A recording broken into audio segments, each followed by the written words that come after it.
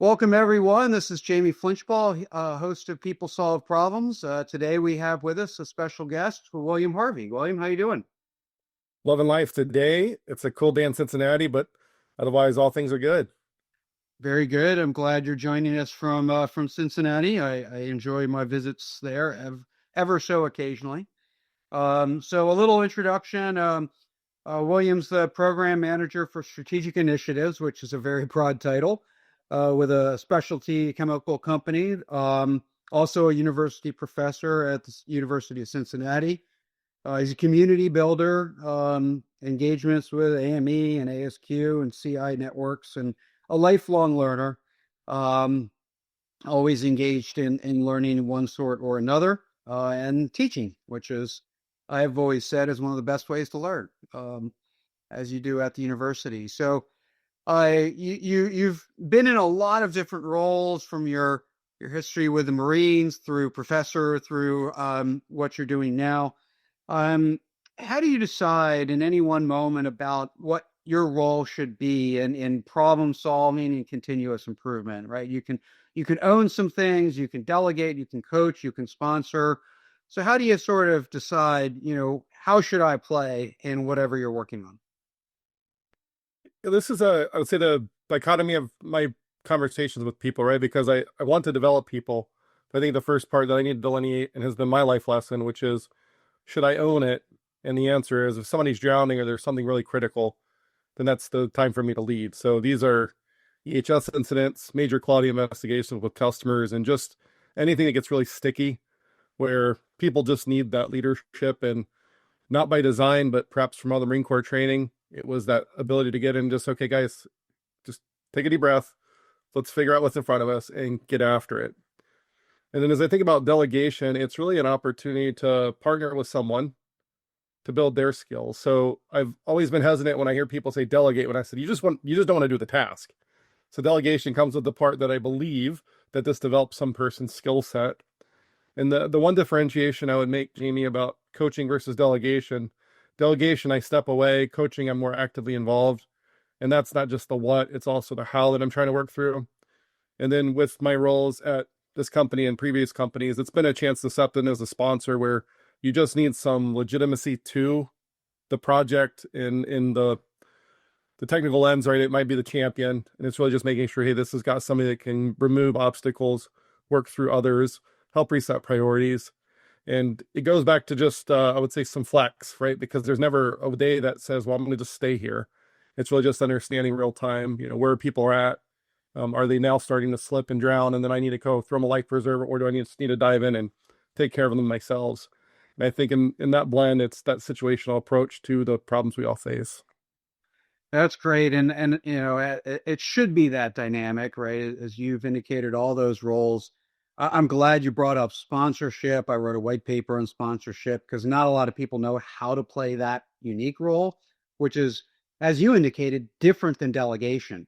Um, so as you think about these different roles, and from ownership to coaching and everything in between, how overt are you about what role you're playing? Are you declarative, or are you just telling yourself, "Here's how I want to show up"? Now, I think it's actually helpful to go to a movie. I don't watch a lot of them, but the movie 300, where King Leonidas just steps into the missing spots. That's really how I view my world, which is, I'm not concerned with what I need to be and who I need to be. It's really just saying, okay, hey, the team needs me here, so I play that role. And in many ways, I've learned that if I just ask, what do you want to do, Jamie? And then I just do the opposite, or not the opposite, but the second or third thing that's available, that generally puts people in their strengths. And if I'm not great at something, I get to learn. And if I'm already good at something, I can just basically hold that part of the process together for folks. So I don't really start out with any overt, I'm declaring X today, because that's not how I work. Hmm. But it's really just saying, okay, if they got it and it makes sense, I'm getting out of the way. And only if really the direction's needed will I insert myself. But otherwise, I think most people do some really good work themselves. And it's really just saying, hey, here are the boundaries, constraints that we have to play by. But here's our goal. And I would say, as we were prepping for this, right, really smart people working on really hard problems, that's where I'm at. Hmm. So it's not a lot of times I'm dealing with the really simple things today, after some years of my career. Yeah, I like the example from the movie 300. One of the dynamics that can happen when you're doing that, when you're sort of stepping in wherever is needed, is people can develop a sort of a dependence and almost an expectation. So they're like, "Oh, don't worry, William's got it. he'll he'll fill the gaps." And then they don't go do some of the things they need to go do. So where do you draw the lines in that dynamic of not becoming a crutch for people to lean on? So I would say in critical situations, filling the gap is what I do naturally. So I'll go there because at some point something just needs to happen. The larger part of my work, though, like many, is that there's planned activities. So I don't think about the annual review process in this conversation. That's usually where people know about it and think about it and say, what am I trying to develop? So when I think about a competency that I would like to see this person develop, I look at my workflow across the organization and say, how could this person develop those skills in a safe space? So it's really trying to make sure that I can break down problems simple enough that anybody can learn and slow it down where they can also take their time to iterate through the process. Because my concern is if I have them on critical stuff or we just need to do it right now, you get to the point where the person can't really take the risk they would otherwise take or take the time to sit back and reflect because the situation dictates action. Yeah. No, I like that thought. Clearly, sort of a servant leader. How does it affect the other person mindset from the impact? So all of these roles require a great deal of collaboration. You're working with people, engaged with people. How do you approach collaboration? How do you think about collaboration, whether it's behaviors or process or skill set? How do you approach the subtle art of collaboration? So a side story, I was with a group, we were talking about problem solving, and it wasn't in a technical setting. What was really fascinating as I heard the group speak about this, they missed what I would say was a critical point that one of my peer mentors had shared with me, which is, do you agree it's a problem? So for me, you can get into all the problem solving methods that are out there, but they assume everybody agrees it's a problem, and they assume that you have the time to work on it and that it's meaningful. So for me, there's a lot of assumptions built in, but really what I got to do is just say, okay, Jamie, I see this as a problem. Do you? And if I get that agreement, that's the key part. The second part is, where does this fit for priorities? So if I haven't done those two things, the rest of the stuff from methods and how do we go solve this problem doesn't matter. And then the one that I would say is near and dear to me is diversity of thought. So many times it's broken down in ways where you'll say it's something visible, but as I think about it, where did you get educated? How did your family bring you up? Have you traveled internationally? Have you worked internationally? And all those things are equally, if not more valuable than some of the other historical contexts with diversity. And I think that to me is a really big piece. So it's intentional inclusion, deliberate inclusion, if you will, saying whose perspective should I seek? And am I inviting that conversation in? And I think once I get a fuller picture, it makes the second part of the process of putting something together, putting in a countermeasure or solution. I don't have to fight anybody because it was co-developed the whole way. So it's a problem. We co-develop understanding and we co-develop the answer. So even if I think there's a second best answer or a better answer than the one proposed, I can try number one and then come back and try number two if it's necessary. But I'm reminded of this very simple math problem, right? 50% of the time, you can have a better idea than me. The only way I know that is if I ask a question. Mm-hmm. So for me, it's just, let me listen and say, okay, actually that solves two more problems I wasn't thinking of. So diversity of thought is critical. And then I think it's always valuable to go and see. Can't overstate that because I don't have to argue with people. I don't have to convince people. And if I'm learning something, somebody can point out what I don't understand. Say, here's why the problem's X, not Y. In that case, we both leave with mutual understanding of the problem. Mm-hmm. Yeah, so I like that. It makes it to the point where you don't have to work harder because the team gets there on their own. I want to go back to that diversity of thought because I'm a huge believer in that. I always like to say problem solving is a contact team sport. It's how we, extract as much as possible from everybody engaged, and together, it becomes additive or multiplicative. In your approach in getting after diversity of thought, do you start to solve for that by the composition of a team, trying to include different perspectives or get people on the team that might bring something different to the table? or is it more process? Once you have the team, it's about tapping into all their history and perspective. Hate to be the guy that answers both, but I think it starts with the diversity of thought of the team makeup. And then after that, it's what's the process to invite people into the conversation. One thing that I think is really important in this world too is if you've got somebody higher paid, more senior in the organization, there's often a deference to that person. So part of it is just learning the methods that work for me. So it's like we're going to vote before we discuss. We're going to make sure the highest paid person goes last in sharing their opinions because we don't want to take that away. And, one of the things I'm really mindful of is I can sway a group pretty easily. So it's one of the things I've had to learn, just say go last because people are unlikely to share. And even if I have to put the straw man argument out, I end somewhere with the question of, what am I missing? What's, what's wrong with this plan? What haven't we considered? And really just try to pick it apart, assuming that there's something wrong with it before I just launch into it. Because of course, in my head, I've considered all the things. That's why I'm presenting it. But the reality is none of my plans ever come to fruition the way I designed them. So I know there's something missing. And if I get a lot of silence and I say, okay, I got to do something different with this group because there's no way this first plan is the best plan, generally speaking. Yeah.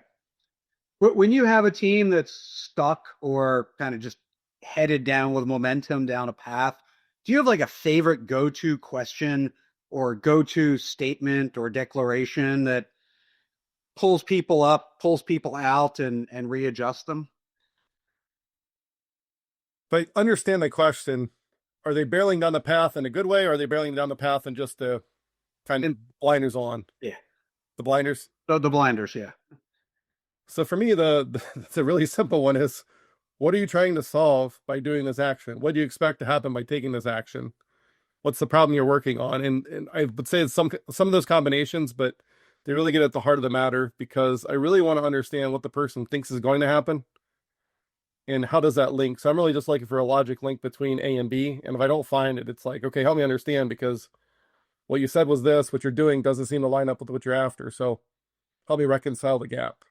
Yeah. So yeah, you're getting people from out of their momentum and even emotional momentum back to the logic, right? That let's re-explore the logic link. Let's understand cause and effect and what you expect to have happen. And Jamie, too, there's a point I would add to that is there's a very simple systems thinking model called zoom in, zoom out. And what I find is a lot of people are really good at zooming in. People don't take the time to zoom out. And for me, one of the lessons came from a book between Gino Kim and Steven Spear, where they essentially talked about the handoff between two functions. And in that, it was just a epiphany for me of like, well, I'm working on the wrong problems. I'm trying to solve a technical problem, but if I zoom out myself, I go, this is actually what my job is to work on this problem. Make sure we obviously need to solve the technical problem, but be aware of those other problems that could creep up that will hurt us solving the technical issue. Yeah. No, I think that's very valuable. Steve was a guest on the podcast when the book came out, and yeah, I'm a big fan of Zoom Out. I think we can get so compelled by the problem in front of us. We forget to check over our shoulder, right? We forget to pull our head up and look around and see what else might matter on the pathway to success. And especially as we have more people engaged in a problem that allows us to get some of that other stuff done. Let's talk about learning a little bit. Problem solving is sometimes I'll call it troubleshooting, but it's just a solution matching exercise, if you will. But true problem solving is often a learning mindset. And you have a learner's mindset. How do you ensure, especially with the pressure of getting things done inside an organization, meeting deadlines and everything else, how do you ensure that problem solving takes on a learning approach, a learning mindset? This, I think, is probably the most important part of all of the work. And I say that because if you don't build in reflection at some intervals, you can get yourself in a lot of trouble. And for me, there's, I would say, 3 distinct places that learning can show up. One is our morning huddles. So years ago, I learned to ask the question, what went well, coupled with what needs improvement. Now, what needs improvement gave everybody a voice to say, hey, something just didn't go as well as we think it should have. To me, that's a critical part because that's an opportunity to go learn and say, well, I thought maybe we achieved the result, but somewhere in the how didn't work. So let's Mhm. go figure out why the how didn't work for that person and ultimately make it easier, faster, better, cheaper for somebody. When I think about the second place that shows up quite commonly is just one-on-one. So we talked a little bit earlier about development and delegation, but really what I'm trying to understand in those conversations is, Jamie, what do you expect to happen? And then that follow on one-on-one, what actually happened and what did you learn? And those three simple questions come out of Toyota Kata by Mike Rother. But what I found very helpful is that metacognition pattern is really what I'm doing in the daily huddle. And then lastly, when you think about the bigger organizational stuff, some people call them postmortems, some people call them after action reviews, but really assembling a team to say, let's sit down, talk about this in greater detail and spend the appropriate time. And then what has been helpful for me is to turn those into pre-mortems. So when you get ready to launch on a similar new project, it's like, hey, let's revisit that post-mortem from last year. Let's Mhm. talk about this project and figure out what could fail so we plan against that now. And to me, that reflection is where people learn. But ultimately, it comes down to something very deep in each of us. Our mental models aren't accurate ever. So then you got to just say, how do you keep refining them so they get a little more accurate over time? And the only way I know to do that is ask questions about expectation and reality and what did you learn in between that. And if I can do that well in those three spots, then I think we're going to have a much better, I'd say at an individual and team level, the learning that's required. The organizational thing just takes a little bit more time in my mind.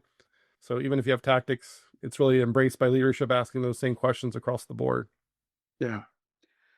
So reflection, so those are the places and sort of the approach to inserting reflection into the process. And I like the multi-tiered approach, right? From high cadence to lower cadence. But of course, it's how people show up in those moments. And I always like to share a long time ago when I was at Chrysler after a product launch, we had the what went right, what went wrong, which is WWR, WWW for acronym sake. Yeah. And it was a huge, thick document that was mostly just finger pointing.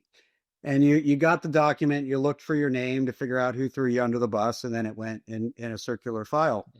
Um, so how do you ensure that these reflection moments, especially, I think daily huddles where the pressure is on for performance and how we've got a shift to run, we've got things to go do. How do you sure even in those moments that reflection is introspective and curious and engaged? I'll say I stumbled into an answer, at least that has worked well for me. And in that training, I was taught, what needs improvement? What I found a more valuable question before either of those was, who's done something worth recognizing since we last met? And what I found very quickly in that process, after about 30 days, the finger pointing went away. That wasn't the hypothesis. That's just what happened. But I really didn't like that we were so task focused and the what went well, what needs improvement. I was like, guys, we're doing all kinds of good work together. Who's done something worth recognizing? What I found with everyone in the room was when you would ask that, and I say, Jamie did awesome at X, Y, and Z. And then I say, Jamie and I have to work together on a problem today, ABC. The the barrier was down, the wall was down. And at this point, I go, Jamie's willing to collaborate and say, yeah, let's schedule some time. And that was a huge change from what I would say my normal expectation was. We just want to talk about the widgets made yesterday. Things broke, things didn't run the way we expected them to. But that question changed everything.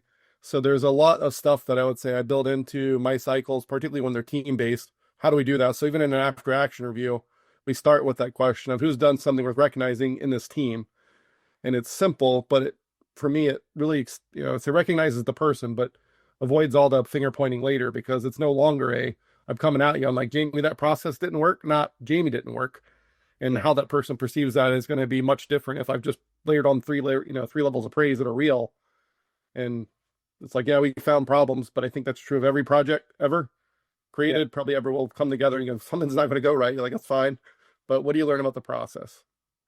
I love that question because it's one thing to try to inject esprit de corps and remind people we're all part of the same team, but with that question, they're reminding themselves. And so I love the spirit in which that is asked and the place it's asked, right? The thing that it sets up is really effective. And so even if it wasn't a deliberate experiment, recognizing that it's working is a great thing. So um, So I'm going to ask one last question as we kind of wrap up here. And you're not expecting this one, but you're a lifelong learner, and you're learning through the real work, right? Not just reading books, but experimentation.